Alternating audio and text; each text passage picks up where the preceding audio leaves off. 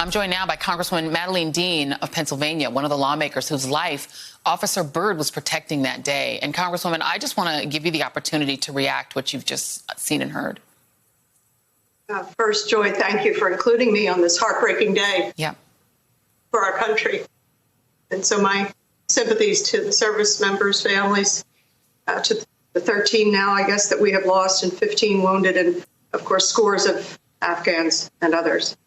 And I condemn the terrorist attacks. We have to continue our mission. But, Joy, that interview, I was staggered to learn that it was Lieutenant Byrd who made that announcement on the floor of the House. For the last 7 months, I have wondered, who was it trying to help save our lives? I was up in the gallery that day as they told us first sit down, prepare to lie down, then get your gas masks out from under your seat. And then that announcement, they've infiltrated the rotunda and tear gas has been deployed. I have wondered for months who did that to save our lives. And what I want people to know is, number one, thank you, Lieutenant Byrd. Thank you. Number two, I hope people understand the proximity of where he was first on the rostrum and then where Ashley Babbitt was shot.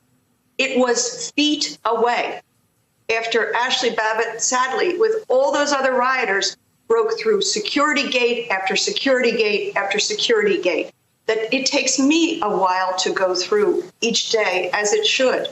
So the proximity was directly to the floor of the House, feet from where he made that announcement, saving our lives. The other piece is, while he was there protecting our lives at one door, and you know that location, it's called the Speaker's Lobby, it's feet from the House.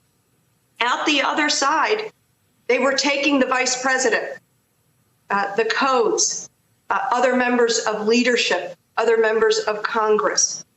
And this wasn't just any day. Those rioters came to kill everyone in the line of succession, including the Vice President, the Speaker, and others. So just my reaction is an extraordinary thank you to Lieutenant Byrd. Yeah, there are all of these images of various officers with their guns trained on the doors, protecting you all from what was coming through those doors. In the case of this officer, Officer Byrd, the glass smashed.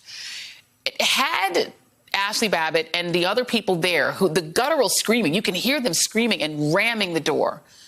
And I don't want you to speculate on, and I know this was a traumatic experience. I feel really badly about having you have to relive it. But for those who are trying to say that she posed no threat, in your view, what threat did she and the other people on the other side of that door pose if they'd gotten through? I was speaking to a Capitol Police officer who fought valiantly that day. I was speaking to him today in terms of how he is doing and how he is recovering. They posed a threat of what they expressed, both physically in their actions and in their words. They wanted to kill us. They wanted to hang the Vice President of the United States. An absurd statement by the so-called attorney for the estate of Ashley Babbitt that she posed no threat.